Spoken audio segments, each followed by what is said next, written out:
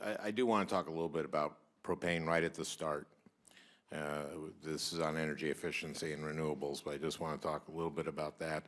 We had kind of a perfect storm, and we saw price of propane go from under $2 to over $6. Commissioner Rothman and I met with some folks at a farm near Faribault, Minnesota this weekend. It seems that it is the crisis is the worst, seems to be over, hopefully, but we are going to, in 8 months, be back to the drying season for our corn and our grain, and then we'll have another winter. And so we saw some good things happening, including since we have a representative from Texas here, that we saw some propane coming up on the pipeline. We saw some trucked up.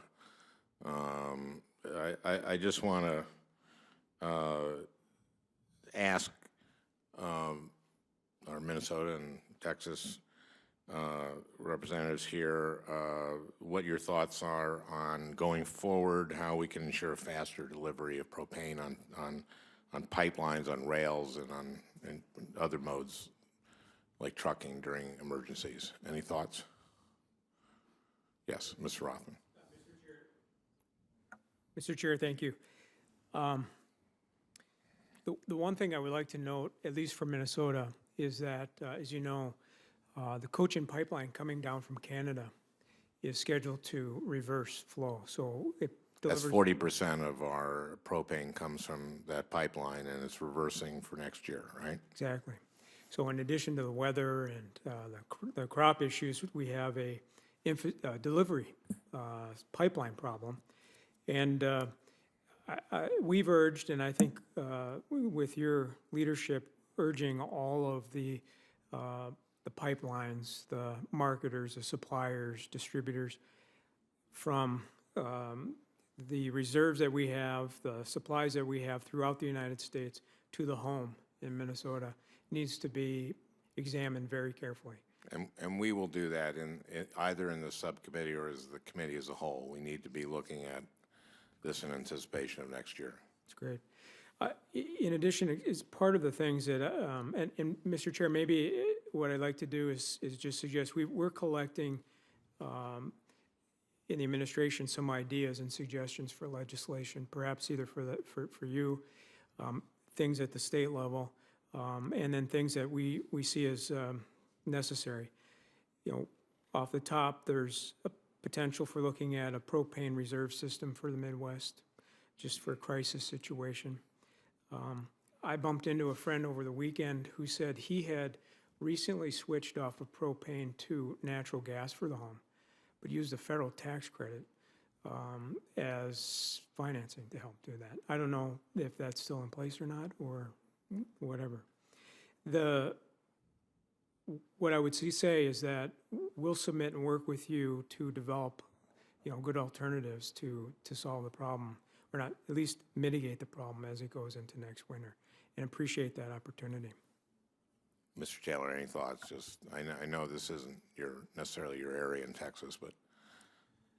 Thank you. Yes, from a supply perspective, propane, of course, is the byproduct of natural gas processing and petroleum refining. So where those activities occur, you tend to have supplies of propane stored in large volumes. In Texas, Mont Belvieu is the largest storage area and the pricing basis point for wholesale supply.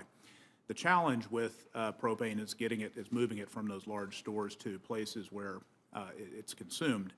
The recent FERC action allowing propane to flow north on a priority basis certainly helps, but that still takes, in some cases, weeks for that product to move through the pipeline. Right. So starting processes like that earlier is certainly important. As a backstop of sorts, moving propane by rail, although rail lines are congested with other traffic, but by truck is another alternative. You're moving smaller shipments. In our state, our governor initiated a waiver and renewed that recently, allowing out-of-state trucks and drivers to come into Texas, come to propane terminals, fill their trucks and move back north and into the Midwest. So that's certainly an action that is allowable under our state law, and I assume will continue on. And the Department of Transportation to incentivize or to